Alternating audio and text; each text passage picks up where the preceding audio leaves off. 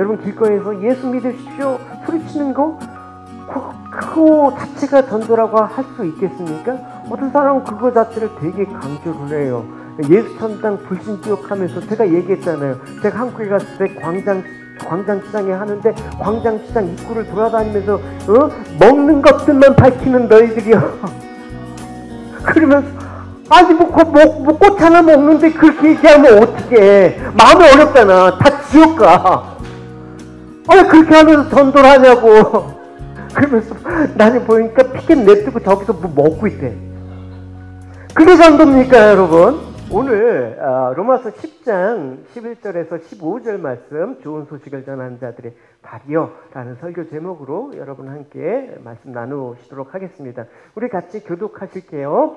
성경에 이르되 누구든지 그를 믿는 자는 부자들의 발이여 함과 같으니라. 아멘.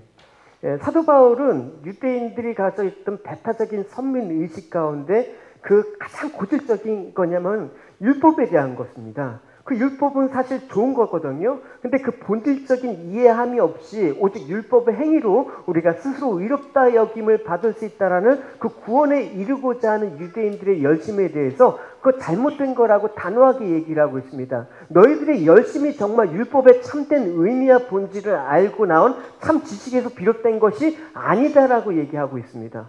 그러니까 유대인들의 입장에서는 자존심이 상할 거예요. 자신의 삶들이 부정되는데 내가 여태껏 신앙생활한 것들이 부정되는데 좋아할 리가 없겠죠. 그래서 사도 바울은 그 모든 것들을 깨고 이신득이, 이신층이 믿음으로만 의롭다함을 받을 수 있다. 믿음으로만 구원을 받는다. 오직 의인은 믿음으로만 구원을 받는다 라고 단호하게 얘기를 하고 그걸 강조해 왔습니다. 그게 로마서의 대단히 중요한 흐름이라는 말입니다. 그래서 오늘 본문 10장 이전에 9장에서 보면 이렇게 얘기하고 있습니다. 너희도 이런 자들이다. 너희 의의 법을 따라란 이스라엘은 율법에 이르지 못하였다. 결국은 어찌 그러냐? 이는 그들이 믿음을 의지하지 않고 행위를 의지했기 때문에 부딪힐 돌에 부딪혔다라고 얘기하고 있습니다. 너희들이 실패한 이유는 의를 쫓았기 때문이 아니라 믿음에 의지하지 않고 행위를 의지한 결과이기 때문에 너희들은 지금 부딪힌 돌에 걸려 넘어졌다라고 얘기를 하고 있습니다. 그러니까 여러분 도대체 우리가 믿음을 의지하는 것과 행함을 의지하는 것 어떻게 다르냐? 어떻게 다르길래 이런 엄청난 결과를 가져올 수 있느냐라고 사도 바울은 얘기를 전개해 나가고 있습니다. 여러분 32절에 보면 행위를 의지하는 것을 가지고 부딪힐 돌에 부딪혔다라고 얘기하고 있습니다. 하나님께서 이스라엘에게 한 돌을 주십니다. 그 돌은 믿는 자에겐 피할 곳이 되지만 믿지 않는 자에게는 부딪히는 돌이 된다고 얘기하고 있습니다. 그러니까 믿는 자만이 그 돌의 부딪힘과 걸림에 수침을 당하지 않게 된다는 것이죠. 근데 믿지 않았으니까 결국 그 돌에 넘어져서 수치를 당하게 된다라고 얘기하고 있습니다.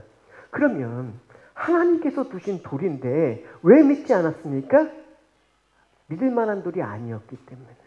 그러니까 그 건축장에 보면 막 폐자재 있지 않습니까? 막 그 건축자들의 버린 돌. 그러니까 그 돌은 아무도 쓸 가치가 없어. 뭐 대리석이거나 뭐 금강석 같으면 진짜 그 돌을 갖고 뭐 자재로 쓰는데 좋은데 그런 아무런 굴러다니는 거를 쓸모가 없어. 그러니까 그 돌을 믿지 않은 것입니다. 주님이 정말 이 땅에서 근사한 모습을 왔다 그러면 왜 안 믿었겠습니까? 근데 보잘것없는 거친 돌로 오셨으니까 그 돌로 뭘 집을 줘? 라고 얘기를 했었다는 것이죠.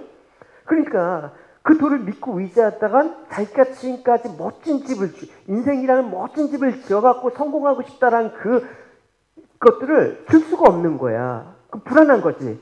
차라리 내가 열심을 의지해서 내가 집을 짓겠다. 자재를 구해다가 열심히 짓겠다라고 얘기하고 있습니다. 따라서 행위를 말하는 자들이란 뭐냐? 하나님이 세우신 돌을 거부하는 자들이다. 예수님으로 안심하기보다는 자신의 열심이 있고 행함이 있는 그 모든 것들을 통해서 안심이라는 거를 갖게 된다라는 것이죠. 우리가 신앙생활 할 때 참 오해하는 부분들이 많이 있습니다. 열심히 쌓아가는 거. 그게 중요한 부분이기도 하지만 그 열심히 많이 쌓으면 그게 잘 되는 줄 알고 오해하는 부분들이 생긴단 말입니다. 열심은 좋은데 어디 위에다 쌓는 건 대단히 중요한 거란 말입니다. 우리 인생이 다시 빼고 해갖고 내가 20대 내가 못 사는 거 열심히 다시 잘못 사는 거 돌아가야겠다. 안 되잖아요. 그죠? 기초를 잘못 쌓았기 때문에. 그럼 어떻게 지금부터는 다시 쌓아야지. 그러니까 저는 길 감각이 없어요. 그래서 갔던 길도 자꾸만 까먹고 저 지체들이라고 블루마운틴 가면 다 쫄잖아요. 왜 그렇습니까? 길치기 때문에. 그래서 어디 목적지 가면 저만 오면 다 온 거야. 어떻게 제가 길을 모르는데 그럴 때 어떻게? 그냥 내가 막 길을 찾으려고 하면 안 돼. 어떨 때? 원점에서 다시 시작하는 거야. 내가 왔던 길에서 다시 출발하는 거야. 시간이 걸려도 차라리 그게 목적지까지 돌아갈 수 있는 유일한 방법임을 알았습니다. 고린도전서에 이렇게 얘기하고 있습니다. 나는 하나님께서 내게 주신 은혜대로 유능한 건축가처럼 기초를 놓았습니다. 하지만 다른 사람들은 그 위에 건물을 세우고 있습니다. 그러나 각 사람은 이 기초 위에 어떻게 건물을 세워야 될지 주의해야 된대요. 아무도 이미 놓여있는 기초 외에 다른 기초를 놓을 수가 없습니다. 왜냐하면 그 기초는 예수 그리스도이시기 때문입니다. 이 외에는 다른 기초가 없대요.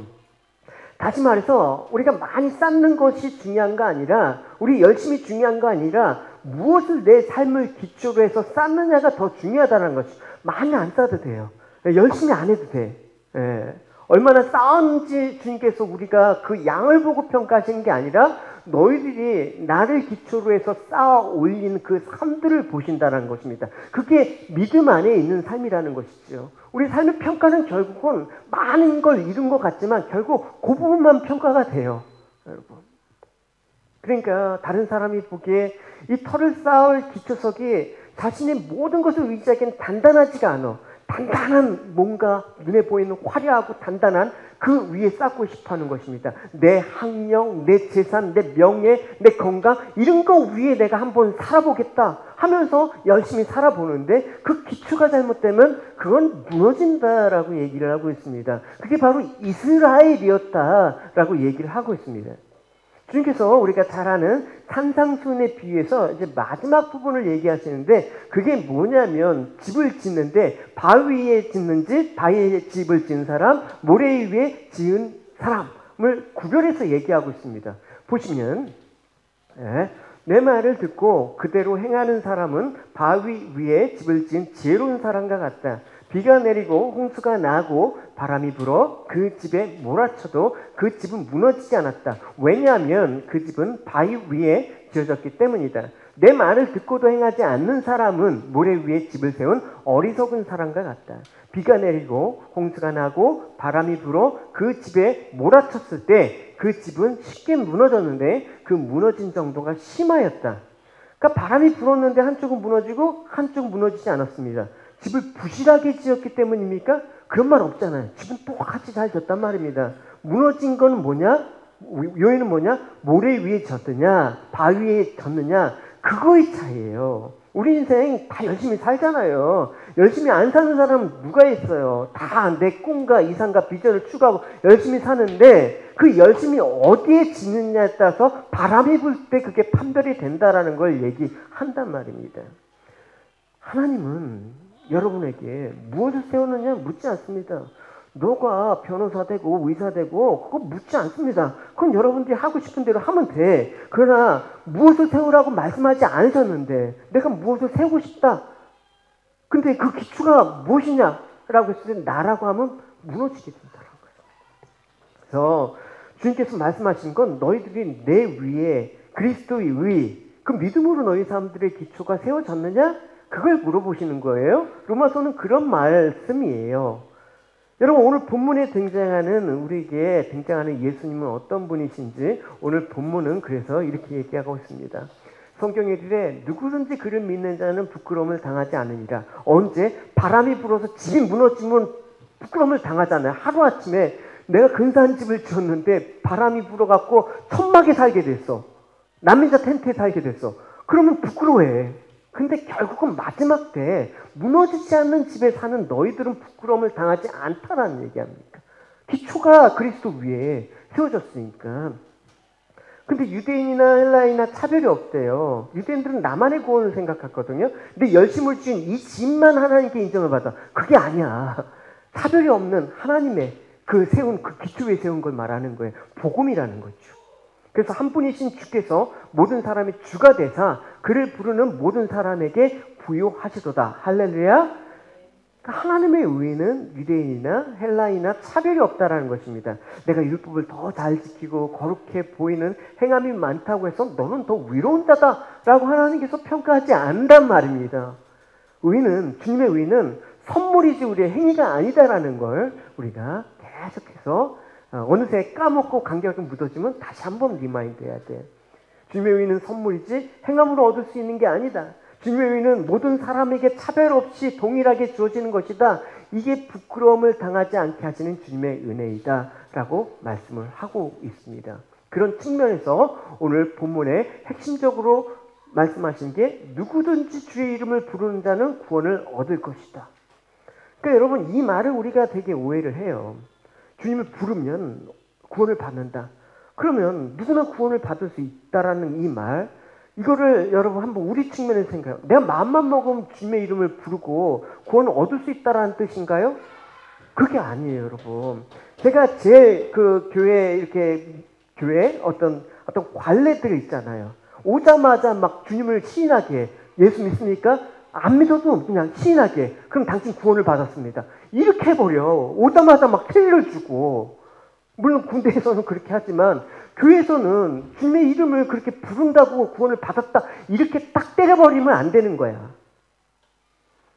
주님의 이름을 부르는 자는 내가 부르는 게 아니라 하나님이 믿음을 그 사람에게 선물로 준 자만이 부를 수 있다라는 거예요. 이 말은.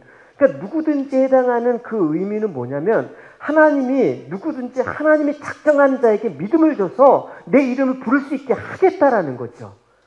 예? 그 하나님 믿음도 안 주셨는데 주의 이름을 부를 수 있어요? 이름은 부를 수 있죠. 근데 그게 구원이라고 여기면 안 되는 거예요.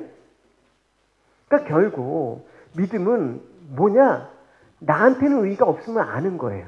나한테는 구원받을 만한 그 털끝만큼의 그 믿음, 그게 없다라는 걸 아는 사람이 주의 이름을 부를 수가 있는 거예요. 왜? 주님이 그래서 믿음 주셔갖고 부르게 하시는 거니까.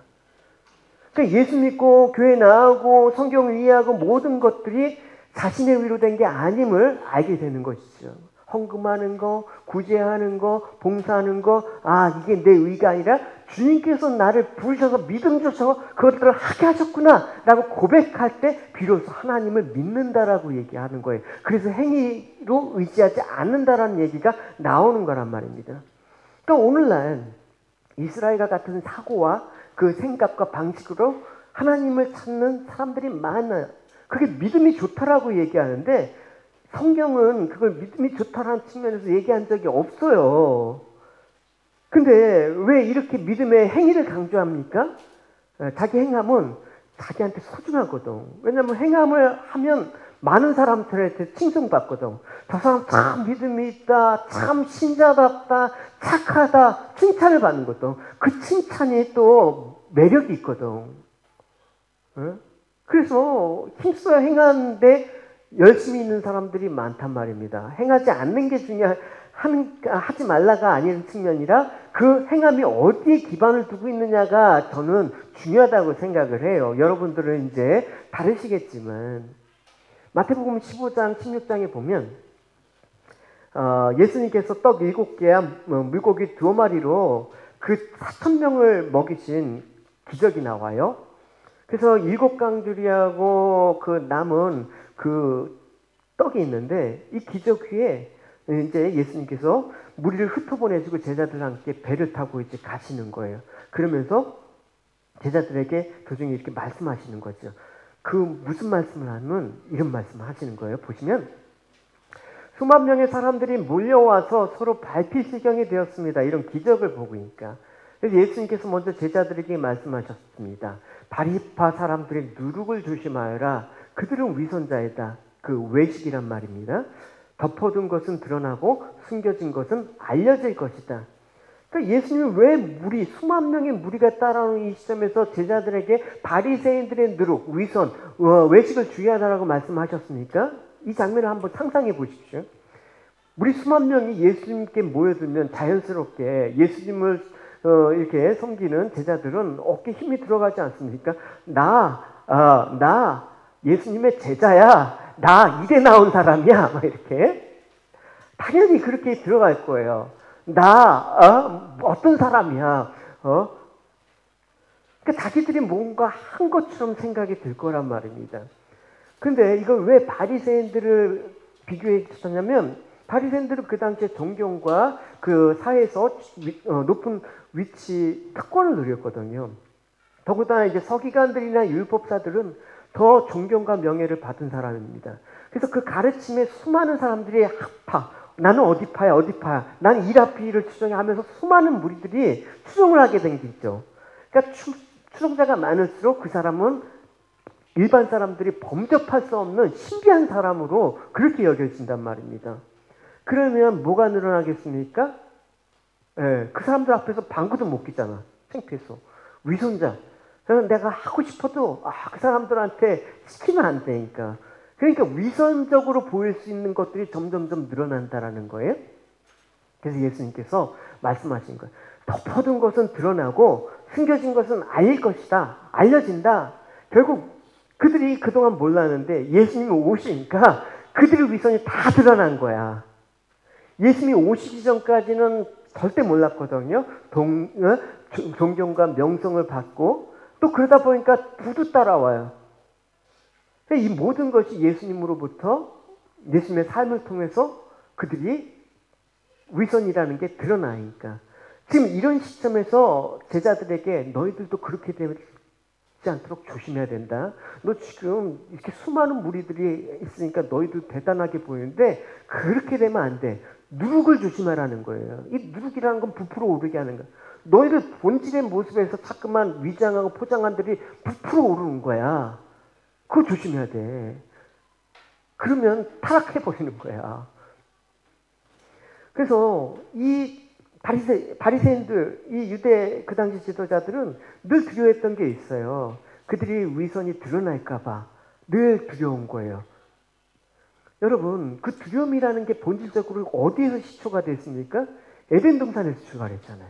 선악과를 따먹으면 수치를 당하지 않고 죽으리라라는 그 유혹을 받아서 했는데 결국 선악과를 따먹고 죄악에 들어오니까 하나님 앞에 숨잖아요. 하나님의 음성이 숨잖아요. 그러니까 자꾸 하나님을 멀리하고 하나님께 숨으려는 그런 마음들은 어디서 출발하는 것? 두려움에서 출발하는 거예요. 그래서 인간은 그때부터 외식하면서 살아오는 거예요. 뭔가 부끄러움을 가리려고. 그래서 그 선악과를 먹을자마자 무화과나무 잎으로 옷부터 자기의 그 옷부터 수치를 가려 있는 거. 그걸로 가려지냐? 하나님께서 가지고 옷을 입혀갖고 희생제물로 가려지는 것. 그 예수 그리스도밖에 가릴 수가 없어. 너희들 아무리 가려도 드러날 수밖에 없어. 그걸 얘기하는 거예요. 근데 자기 부끄러움과 수치를 가리면서 그렇게 살아온 인간들은 어느새 그게 익숙해져 버리는 거예요. 그래서 율법도, 내가 율법을 지킴이라는 것도 나의 부끄러움과 수치를 가리기 위한 한 형태로 그렇게 발전해 온 게 유대인들이란 말입니다. 그래서 하나님께서 율법을 주실 때는 어떤 취지를 주셨습니까?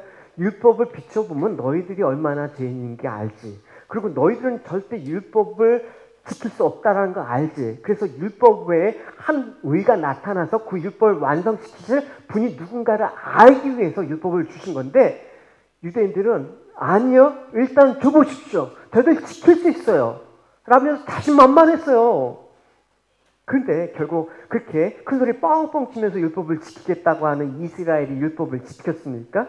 40년 동안 주님께 반역과 불평과 원망밖에 한 그들의 모습을 여러분 우리가 출애굽기 또 민수기에서 볼 수가 있습니다.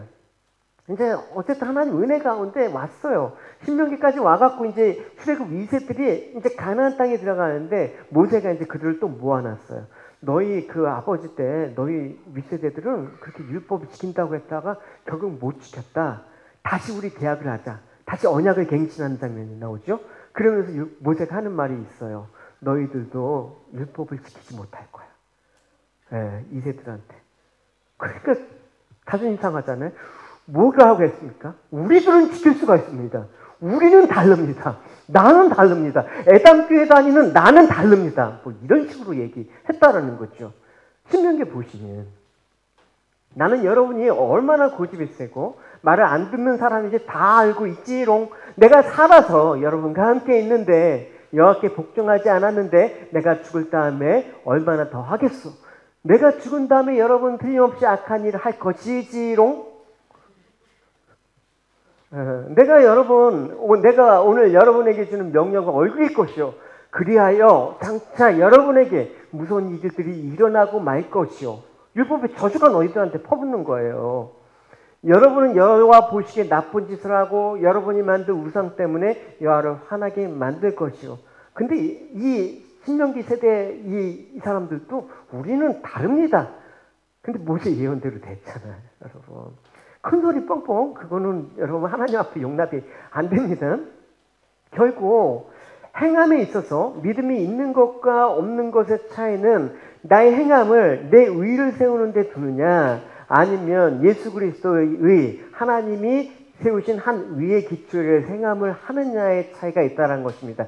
행함의 형태는 나타날 수가 있어요. 예. 그러나 그 행함이 어디에 기초가 있느냐에 따라서 다르단 말이에요. 그래서 사도 바울은 이스라엘이 믿음이 없었다는 것을 이런 점에서 말하고 있습니다. 왜냐하면 하나님의 의가 아니라 너희들은 너의 의, 너의 자신을 치장하기 위해서 세운 거 아니냐. 그게 잘못된 것이다 라고 얘기하고 있습니다. 그런데 왜 하나님께 불평을 하느냐? 마태복음 20장에 보면 예수님께서 천국에 대한 비유를 하시는데 그 포도원의 주인 얘기를 해요. 어떤 얘기냐면 이제 포도원의 어떤 주인이 이제 아침에 일꾼을 부르기 위해서 아침에 일찍 인력 시장에 나간 거죠. 한 6시쯤, 아침 6시쯤 이제 나가 보니까 그 일꾼들이 있어요. 그래서 일꾼들에게 하루 품삯 원데나리온을 주겠다고. 그래서 일꾼들을 데리고 이제 포도원으로 일을 시켜서 보냈습니다. 근데 아무래도 좀 포도원의 인력이 좀 딸릴 것 같아요. 그래서 다시 한 9시쯤에 시장에 나가 보니까 아직도 빈둥거리는 사람이 몇몇 있었습니다.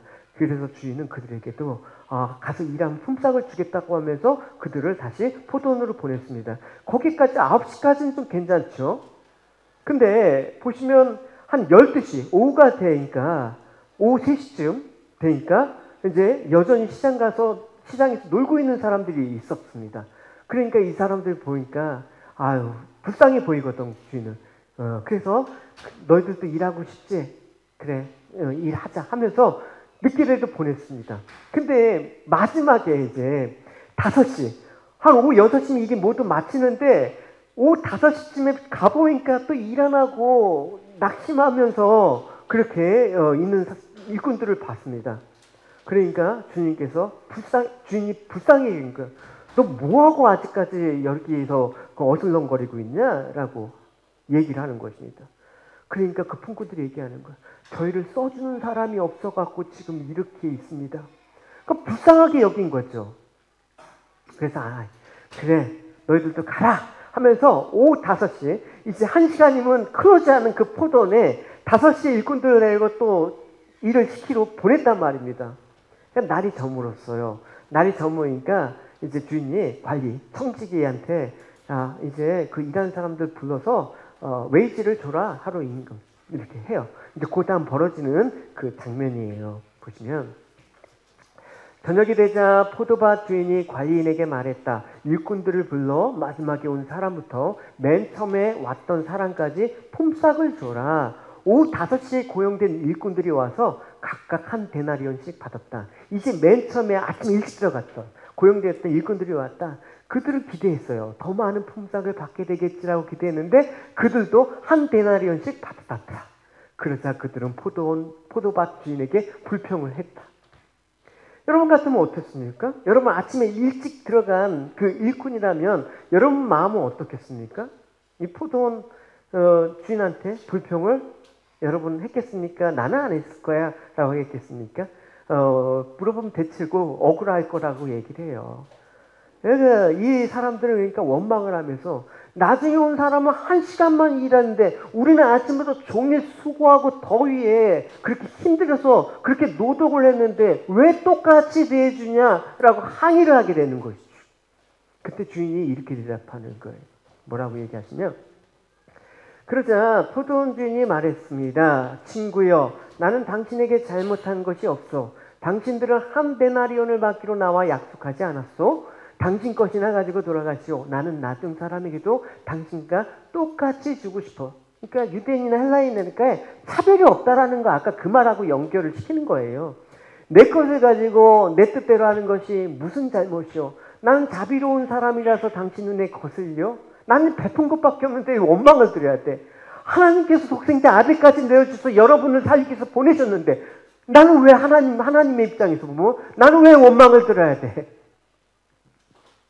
그러니까 예수님께서 이 말씀을 천국으로 비유하신 것은 이 주인의 마음의 천국이라는 것입니다. 일시곤자들이 늦게 받은 자의 품삯을 보고 생각한 건 뭐예요? 내가 저들보다 더 많이 일했잖아. 내가 저들보다 더 많이 공로가 있잖아. 그렇게 생각했을 거예요. 그러니까 한 시간 일한 저 사람보다는 내가 하루 종일 일했기 때문에 당연히 내가 더 많은 것들을 받아야 되는 게 마땅하지 않느냐. 이게 여러분 세상적으로는 맞는 얘기예요. 근데 주님께서는 그건 세상 얘기고 천국은 그게 아니다. 천국은 너희들이 생각하는 세상의 방식과 사고방식과는 반대야. 그래서 이 비유의 끝에 이렇게 이와 같이 나중 된 자들은 먼저 되고 먼저 된 자들은 나중이 되리라. 여러분 생각해 보십시오. 이제 늦게 온 일꾼의 입장에서 생각해 보세요. 한 시간 일하고 하루 품삯을 받으려고 생각을 했겠습니까? 불러준 것만도 감사하지. 가서 한 시간밖에 일해갖고 한 데나리온 받으려고 했던 도둑놈 심보는 아니었을 거예요. 근데 자기 그 한 데나리온 받았을 때 정말 한 데나리온을 줘서 감사했겠습니까? 처음에 들어갈 때부터 마음이 달랐어. 어떤 거? 나를 불러준 것만으로 감사. 나를 정말 놀아서 누가 불러준 사람 없어갖고 이렇게 오늘 하루도 어떻게 살았까 막 막막했는데 그걸 불쌍히 여기고 불러주신 그 포도원 주인이 감사해갖고 들어간 거야. 양의 문제가 아니란 말입니다. 우리는 항상 모든 걸 많이 받았다 하면 은혜 받은 거야. 뭐 적게 받으면. 그래서 많은 사람들이 얘기해요. 요즘 많은 사람 상대적인 박탈감. 아, 저 사람 많이 해서 주식해갖고 떼돈 벌었어. 아, 나는 뭐지? 아, 그때 이렇게. 아, 나는 많이 벌고 뭘 그걸로 박탈감을 느껴요. 그건 그 사람이고, 여러분. 아니에요. 예전에는 친구가 뭐 주식을 해갖고 한 100억을 벌었어. 100억을 벌었는데 나는, 그렇지 않잖아. 좀 부럽기도 해. 근데 이 포도원 비유에 대한 묵상을 하면서 그 나하고 무슨 상관이야. 나는 하나님께서 주신 나를 불러주신 그 은혜만으로 감사하고 지금 누리고 있는 천국의 복이 그거 가지고 배곡하고 뭐 비우고 할 만한 건가? 라는 생각하니까 자유가 되더라고요. 예. 여러분 누가 뭐 좋은 차를 사고 누가 좋은 집을 사고 누가 좋은 막 그런 거 여러분 던져버려요. 예? 그 있잖아요. 윤신의 노래 있잖아. 벗어나고 파 그대에게서 벗어나고 파. 어떻게? 아, 주님 나를 불러주실 때만 자유할 수 있다라는 거예요. 그러니까 나를 불러주신 은혜를 감사했던 것. 그러니까 이른 아침에 일한 사람을 누구로 보냐? 그 당시 율법을 잘 지킨다라는 그 서기관들과 바리새인들과 대사장들이었습니다. 나중에 온 사람들은 누굽니까? 세리, 죄인들, 창기와 이방인들이었습니다. 그러니까 동등하게 대하니까 열받은 거예요. 화가 난 거예요. 원망을 한 거예요. 내 행함이 더 많거든. 그러니까 나는 교회를 위해서 이렇게 열심히 했는데 왜 나를 더 인정 안 해줘? 이렇게 하는 그런 모습을 볼 수가 있는 것입니다. 여러분 헌신을 하고 행함이 있는 건 좋지만 그 일에 대해서 양과 가치를 생각하지 마세요. 그건 우리한테 별로 중요한 게 아니에요. 더 중요한 것은 뭐냐? 일찍 들어간 노동자나 나중에 들어간 노동자나 똑같은 입장이에요.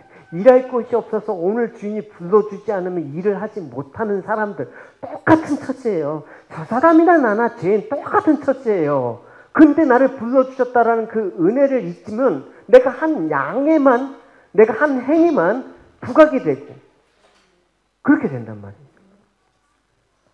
그래서 이걸 잊지 말라라는 거예요. 우리의 구원, 우리의 믿음, 이 모든 것들이 내 행위에 있는 게 아니라 불러주신 그런 거다. 에베소서에 여러분은 하나님의 은혜 안에서 믿음으로 구원을 받았습니다. 여러분 스스로는 자신을 구원할 수가 없습니다. 구원은 하나님의 선물입니다. 또한 여러분의 착한 행동으로도 구원을 받았다고 자랑할 수 없습니다. 우리를 창조하신 분은 하나님이십니다. 그래서 예수 안에서 우리를 새 사람으로 변화시켜 착한 일을 하게 하시는 분도 하나님이십니다. 너희들이 한 게 아니다. 하나님께서 우리 안에 이미 오래전부터 선한 일을 계획해 놓으셨습니다. 우리 삶이 선하게 되도록 그렇게 계획하셨습니다. 그러니까 우리가 믿음으로만 구원을 받게 되는 의로움을 얻기 위해서 너희들 이렇게 하라고 하나님께서 말씀하신 적이 있습니까? 너희들 이렇게 해야지만 구원을 받아 이렇게 말씀하신 적이 있습니까? 다른 종교는 있을지 몰라도 기독교는 그런 종교가 아니라는 것을 우리는 알고 출발하는 거예요. 그런 religious duty, 그 종교적인 의무와 책임의 관계가 아니라 아버지와 자녀의 관계로 나의 어떠함에도 불구하고 아버지께서 무작정 베푸신 그 사랑에 기인된 그 믿음이 기독교란 말입니다. give and take라는 종교가 아니라 일방적으로 주고 베푸는, 너를 위해서 희생한 그런 기독교가 바로 우리가 믿는 하나님의 그 모습입니다. 그래서 우리가 믿음을 내세워서 자랑할 수 있는 건 하나도 없습니다. 만약 누구든지 자기 믿음을 자랑한다면 어떤 사고를 갖고 있어요? 내가 아침 일찍 일어나서 더위와 수고를 했는데 왜 나를 인정해줘? 그거와 마찬가지예요. 근데 그 말은 뭐냐면 자기 스스로 예수님을 찾아갔다고 생각하는 거야. 내 스스로 말씀을 붙들고 여겼기 때문에 내가 한 걸 왜 안 알아줘? 라고 얘기를 할 수 있다라는 거예요. 그래서 13절에 보시면 누구든지 주의 이름을 부르는 자는 구원을 받을 것이다 라는 말씀. 그러니까 여러분 주의 이름을 부른다라는 거 만만하게 생각하지 마십시오. 여러분 그냥 부를 수 있어요. 아무런 생각 없이 부를 수가 있어요. 그럼 그 값없이 구원, 값없는 구원이라고 값이 없는 게 아니라 너무 귀하니까 값이 없는 거죠. 그러니까 주님의 이름을 부른다라는 것 자체가 뭐냐? 내가 아침에 주님 불러주시면 그 포도원 주인이 불러주지 않으면 일할 수 없는 아무짝에도 쓸모없는 인간이라는 걸 아는 거예요. 나는 정말 무능하고 불의한 인간이기 때문에 주님이 나를 불러주시지 않으면 나는 쓸데가 없는 인간입니다. 그게 누구든지예요. 여러분 이걸 너무나 쉽게 남발하는 경향이 있기 때문에 제가 말씀을 드리는 것입니다. 그래서 주의 이름을 부르는 것에 대한 개념이 바로 이거예요. 근데 이게 자존심 있는 인간한테는 대단히 힘든 거란 말입니다. 이 말은 나는 쓸모없다라고 해도 내 마음 한구석에 내가 왜 쓸모가 없어? 이런 마음 있지 않습니까? 하다못해 돈 한 푼 없는 진짜 가난뱅이라고 해도 자존심이라는 게 있어요. 그 어떤 자존심이 있습니까? 돈 많은 사람들이 막 사참임소 볼 때 그들 욕해. 내가 돈이 있었으면 저렇게 살지 않아. 그건 뭐냐? 그것도 자기의예요. 가난하다고 자기의가 없는 게 아니에요, 여러분. 부자만 뭐 인간은 다 자기의를 세우려고 해요. 그렇게 보면서 이런 말을 하는 사람 못 봤어요. 내가 돈이 있으면 나도 저렇게 될 수밖에 없어. 나도 그런 인간이야. 그런 고백을 잘 안 해. 그 자존심이 상하거든. 그렇기 때문에 주의 이름을 우리가 부른다는 것은 전적으로 우리를 포기한다는 거예요. 자기 포기란 뭐냐면 인간에게는 불가능한 거라는 걸 아는 거예요. 그래서 내가 주의 이름을 부를 수 없는 거지. 주님이 은혜로 우리를 부르셔서 부를 수밖에 없는 믿음을 주셔갖고 부르는 거지. 할렐루야. 그게 믿음이 누구든지 주를 부르는 자가 구원을 얻겠다라는 의미가 되는 거예요. 그러니까 당연히 구원은 하나님의 선물이고 은혜일 수밖에 없다라는 고백을 할 수 있는 거 아닙니까? 그래서 우리를 부르신 하나님께 나를 부르신 이가 하나님, 나를 보내신 이도 하나님. 내가 부른 게 아니라 부르신 이가 있어.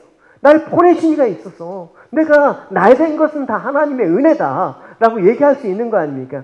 나 같은 죄인 살리신 주의 은혜가 그래서 놀라울 뿐입니다 라는 고백을 할 수밖에 없지 않습니까? 그래서 사도 바울은 주의 이름을 부르게 된 것이 하나님의 은혜임을 이렇게 14절과 15절에서 말하고 있어요. 그런즉 그들이 믿지 아니하는 일을 어찌 부르리요? 듣지도 못한 일을 어찌 믿으리요? 전파하는 자가 없이 어찌 들으리요? 보내심을 받지 아니하였다면 어찌 전파하리요? 기록된 바 아름답도다 좋은 소식을 전하는 자들의 발이여 함과 같으니라. 여러분, 여기서 주의 있게 살펴보셔야 될 말씀을 보내심을 받지 아니하였으면 어찌 전파하리라요. 이 말씀은 내가 뭐 전도하지, 내가 뭐 불지, 이게 아니라 너희들이 전파는 할 수 있어. 근데 전파하는데 보내신 분이 있다라는 걸 잊지 말아야 된다라는 것입니다. 내가 스스로 전하는 자가 아니다. 너희들이 보내심으로 전파하게 되고, 그 전파함으로 듣는 자가 있게 되었고, 그 들음으로 믿는 자가 되어 있고, 그 믿음으로 주의 이름을 부르게 된 자들이 있어. 결국은 믿음으로 주의 이름을 부를 수 있게 한 모든 일의 원인과 그 결과는 어디에 있는 거야? 하나님께만 있지. 할렐루야. 그걸 얘기하죠. 그러니까 결국 지금 우리들이 주님의 이름을 부르고 있다 그러면 내가 잘 믿어서가 아니라 주님께서 나를 전도하셨기 때문이지 라는 생각을 가져야 된단 말이죠. 그래서 전도는 주님이 하시는 거예요. 100% 주님이 하시는 거예요. 우리가 하는 게 아니다. 그러니까 내가 전도왕 막 가끔 저는 막 말도 안 되는 거야. 내가 전도왕 타이틀 막 고구마 전도왕도 돼갖고 전도왕 그 책들이 많잖아요. 거기 보면 주님이 하셨다라는 말이 아니라 내가 어떻게 해서 방법론으로 그 전도 잘못한 거예요. 주님이 나를 전도하셨기 때문에 나는 전하는 그릇으로 쓰임을 받은 거죠. 내 자랑이 있을 게 하나도 없단 말입니다. 사도 바울은 말했습니다. 내가 복음을 전했다면 그건 내가 탁월함이 아니야. 나는 단지 주님이 나를 부르셔서 나를 보내셨기 때문에 나는 이 일을 했을 뿐이야 라고 얘기를 하는 거예요. 사도행전에 보면 주께서 이르시되 가라 이 사람은 내 이름을 이방인과 임금들과 이스라엘 자손에게 전하기 위한 택한 나의 그릇이다. 사도 바울이 예전에 믿는 자를 핍박하기 위해서 갈 때 주님께서 사울에게 나타나신 이유가 뭡니까? 주의 이름을 전하기 위해서 이방인, 임금들 또 이스라엘 그 유대인들 앞에서 전하기 위해서 내가 택한 그릇이다. 주의 이름을 전하는 분은 주님 스스로 하신 일이다. 사도 바울은 단지 나는 택한 그릇일 뿐이다라는 것입니다. 그러니까 우리가 주의 이름을 부르게 된 것은 모두가 주님께서 누군가를 택해서 나에게 보내셨기 때문에 일어난 일이에요. 내가 잘 믿어서 내가 우리 집에 와서 내 의지로 교회 나와서 예수 믿고 그런 일 없단 말입니다. 누군가를 주님께서 당신에게 보내셨어. 그 일이 나 때문에 일어난 일이라고 누가 얘기할 수가 있냐라는 거예요. 그걸 구원이라고 내 의지가 내 행위로 내가 구원을 받았다고 누가 말씀하고 있는 거예요. 그죠? 그래서 우리 교회 오신 분들은 제가 그렇게 얘기해요. 누군가를 통해서 우리 교회에 주님께서 보내심을 받았기 때문에 온 자들이다. 그래서 먼저 어떻게 해야 된다? 구원을 말할 때 말로 하는 게 아니라 마음에 먼저 믿어야 된다고 사도 바울은 강조를 하고 있습니다. 보시면 오늘 본문 앞절에 내가 만일 내 입으로 예수를 주로 시인하며 또 하나님께서 그를 죽은 자 가운데 살리신 것을 내 마음에 믿으면 구원을 받으리라. 사람이 마음으로 믿어 의에 이르고 입으로 시인하여 구원에 이른다. 그러니까 말은 마음속에 있는 걸 겉으로 이렇게 표출하는 거 아닙니까? 그러니까 마음에도 없는 소리, 마음에 없는 막 그런 거, 이런 것들은 좀 우리가 될 수 있으면 지양을 하도록 힘써야 되는 것입니다. 마음에 없는 소리를 우리는 너무나 잘 하는데, 그러니까 마음에 없는 나는 예수 믿지, 나는 예수 믿어서 구원 받지. 마음에도 없는 소리는 어떻게? 이건 구원하고 상관이 없을 그런 소리일 수도 있다라는 거예요. 중요한 건 그 고백이 중요하긴 하죠. 근데 그 고백 안에 담겨 있는 그 마음 안에 담겨 있는 게 무엇이냐, 그 담겨 있는 걸 뱉느냐, 그게 중요한 것이죠. 그래서 내 입으로 주를 시인하라는 말 자체에 사실은 힌트가 있습니다. 먼저 마음으로 예수가 주라고 믿어야 된다. 주라는 건 뭡니까? 헬라어 curious, Lord, 아니면 한국말 주인. 예. 그건 뭡니까? 내가 주로 고백하는 그 주님은 나의 모든 존재와 내 인생 전부를 주관하시는 분을 확신하고 주님께 모든 것을 의탁하고 또 주님의 가르침을 지키며 주님이 가신 길을 따라가는 실질적인 삶이 구현되는 그런 자들, 그걸 말하는 겁니다. 종이 주인의 말씀을 전적으로 순종하듯이 예수님을 그렇게 모시는 것, 그렇게 내 마음 가운데 두고 주님을 부르는 것이 믿음이지, 그냥 그 마음도 없이 입술로 시인하는 것만으로 구원을 받았다고 누가 얘기해요? 누가 그걸 구원을 받았다고 얘기해요? 누가 그렇게 구원을 값싼 뭐 시장에서 그냥 말 한마디만 하면 구원을 주는 그런 곳이 교회라고 누가 얘기를 해요? 주님께서는 그렇게 말씀하신 적이 없어요. 요한복음에서는 같은 맥락으로 구원에 대해서 이렇게 정의하고 있어요. 영접하는 자, 그 이름을 믿는 자들에게는 하나님의 자녀가 되는 권세를 주셨으니 이는 혈통으로나 육정으로나 사람의 뜻으로 나지 아니하고 오직 하나님께로부터 난 자들이다. 하나님께로 나지 않았으면 우리가 주님을 영접할 수가 없다라는 게, 그러니까 그 이름을 믿는다라는 것은 예수님을 나의 주로 영접해서 그 말씀을 따라가는 자란 말입니다. 그런 따라가는 자들의 그 고백이 구원의 증거다라고 얘기를 하는 거죠. 그러니까 구원의 기준은 우리 말에 있지 않아. 뭐냐? 우리 마음의 중심에 예수가 있느냐 없느냐, 그걸 얘기하는 거예요. 우리가 입술로, 여러분 반대로 우리가 입술 만약에 예수님을 부인했다 그러면 어떻게 되는 것입니까? 그럼 구원을 취소될까요? 잘 보세요. 오늘 저기 그 블랙핑크의 리사가 나왔어요. 잘 상담을 해줬어요.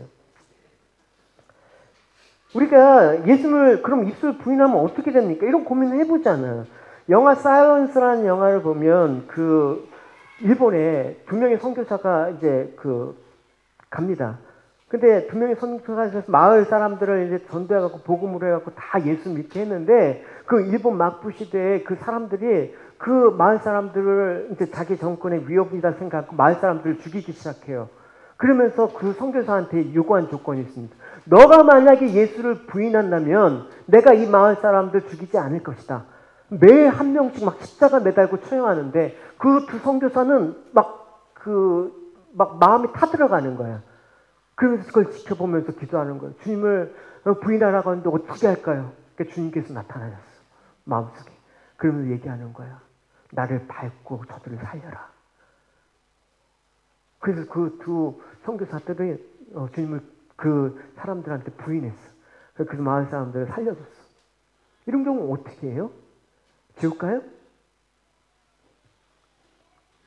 우리가 입술로 어쩔 수 없이 부인했다고 해도 정말 마음속에 예수가 없어, 예수를 부인한 건지 아닌지는 살펴봐야 돼요. 그런 경우가 있을 거란 말입니다. 왜냐하면 그런 단적인 아주 가장 좋은 예가 베드로잖아. 베드로 없으면 어떻게 할 뻔했어. 예수님께서 너 난 누구냐? 라고 했는데 주는 그리스도시요 살아계신 하나님의 아들입니다. 입으로 멋진 고백을 했어요. 분명 그 마음속에는 내가 주님을 영접하고 일생을 걸고 주님만 따르겠다고 결심한 거지. 근데 실제로 겟세마네 동산에서 주님이 체포되기 전에 막 열심으로 목숨을 걸고 앞장서서 주님을 보호하려고 했죠. 로마 유대 당국이 막 주님을 잡으다 저항하려고 대제사장 말고 그 귀를 내리치는 그런 열심도 보이지 않았습니까? 근데 막상 주님이 재판정에서 자기가 위협을 느끼니까 입술로 3번이나 부인을 했단 말입니다. 그러면 베드로의 그 부인은 어떻게? 취소, 구원 취소. 이렇게 된 건 아니죠. 성경엔 그런 적 없죠. 베드로가 돌이켰죠. 뭐냐면 베드로가 예수님의 말씀이 다가오기 전에 내가 3번 나를 부인하리라 하심이 생각이 나서 심히 통곡했다. 그러니까 마음속에 그는 예수가 있었단 말입니다. 중심에는 여전히 예수님이 자기 주인이시다는 것입니다.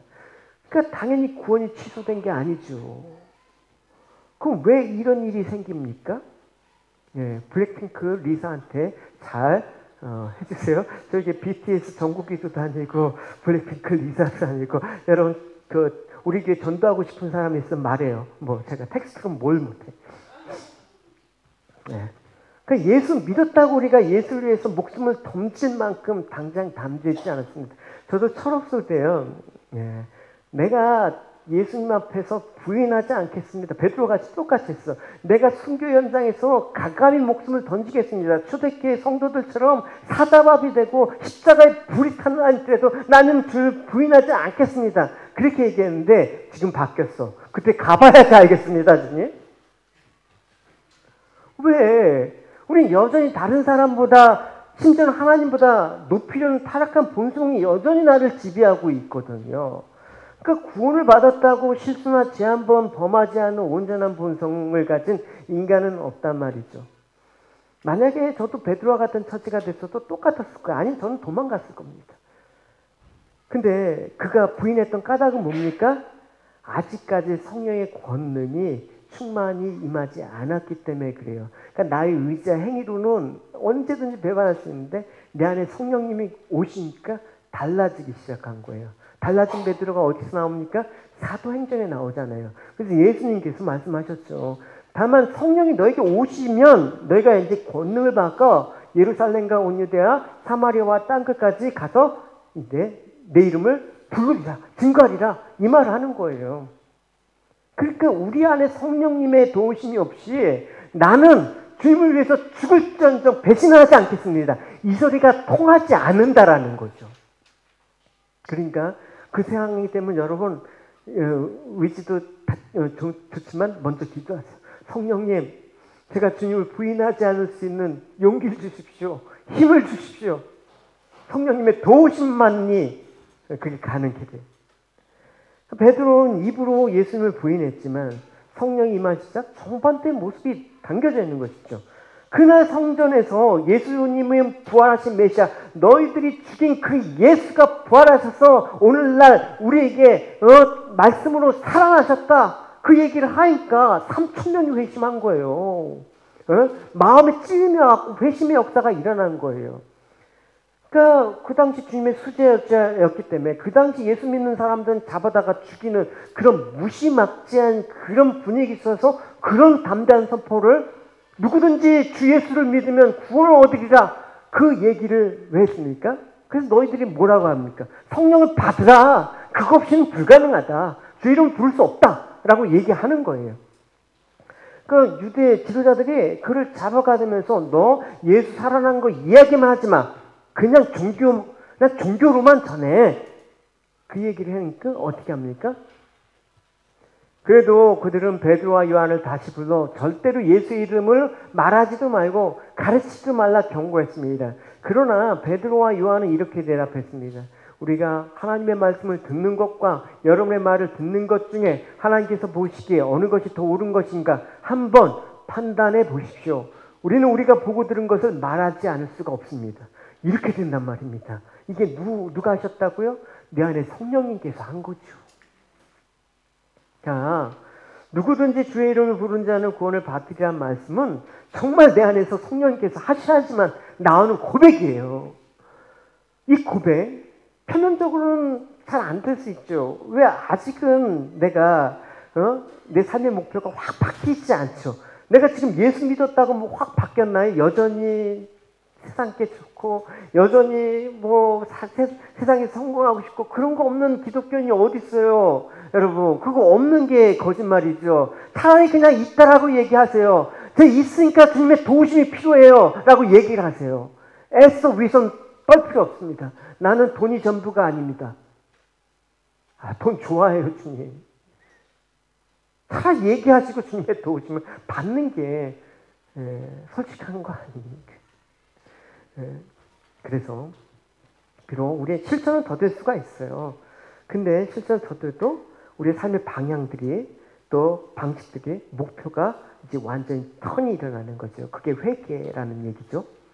말 그대로 예수님께 내가 이제 자신의 전부를 걸 수 있도록 진짜 주인을 모시겠습니다 라는 이야기가 나오는 그런 여러분이 되시길 바래요. 그래서 오늘 하반절에 보시면 고린도전서에도 이런 말씀이 있대요. 알려드릴게요. 하나님의 성령으로 말하는 사람은 예수님은 저주받은 사람이라고 말하지 않습니다. 성령을 통하지 않고 예수님이 주님이시라고 말할 수 없대. 그러니까 성령 없이 나는 예수님을 주님이십니다 말하면 그게 유효할까요? 그건 구원하고 관계없는 거예요, 여러분. 예? 그 논산훈련소 가면 초코파이 때문에 그때 롯데리아가 햄버거 줬다. 롯데리아 그 햄버거 하나 먹으려고 무수히 세례를 받으려고 당근 수백 명이 세례를 받아요. 그 햄버거가 주님이십니까? 예. 한 번 세례를 받으면 어떻겠습니까? 너가 자유 없으면 또 3번 세례를 받아라. 예. 원래 한 번 세례는 영원하다고 하는데 그거 굳이 의미 둘 필요 없어. 그래서 다시 세례 받은 사람도 있어요. 저렇게. 그래서 여기서 15절에서 이렇게 말하고 있어요. 기록된 바 아름답도다 좋은 소식을 전하는 자들의 발이여 함과 같으니라. 그래서 말하는 아름답다라고 하는 것은 뭡니까? 좀 말이 이상하지 않아요. 아름답도다 좋은 소식을 전하는 자들의 입이여. 이렇게 해야지 당연한데 발이여 라고 얘기하고 있습니다. 표현이 좀 이상하죠. 좋은 소식을 전하는데 왜 입이 더 필요하지. 그러니까 여기서 입으로 전한다라는 데 초점이 있는 게 아니란 말이죠. 그죠? 발은 뭡니까? 우리의 삶 자체를 나타나는 거예요. 결국 우리의 삶 자체가 좋은 소식을 전하는 그릇으로 택함을 받았다라는 거예요. 좋은 소식을 담은 그릇으로 여러분의 입이 아니라 여러분의 삶으로 하나님께 드러날 수 있도록 택함을 받았다라는 거예요. 그러니까 주의 이름을 부르면서 주님으로 인한 구원을 감사하면서 그 마음에 주님을 담고 살아가는 그 삶이 좋은 소식을 전하는 거예요. 나를 봐라, 좋은 소식이 느껴지지 않냐, 그런 거죠. 그러면 우리에게 그러한 삶이 있게 하신 분은 누구라고요? 주님이시잖아요. 주님이 누군가에게 주님을 믿게 하시고 우리와 하여금 주님을 알게 하셔서 주님을 아는 자로 그렇게 보내신 거예요. 바로 그런 주님의 일이 아름답도다. 우리의 삶이 그렇게 나타날 때 아름답다라고 얘기를 하고 있는 것이죠. 그래서 주님의 일을 담아내고 살아가는 그 삶이 아름다운 거예요. 여러분 길거리에서 예수 믿으십시오 소리치는 거 그거 자체가 전도라고 할 수 있겠습니까? 어떤 사람은 그거 자체를 되게 강조를 해요.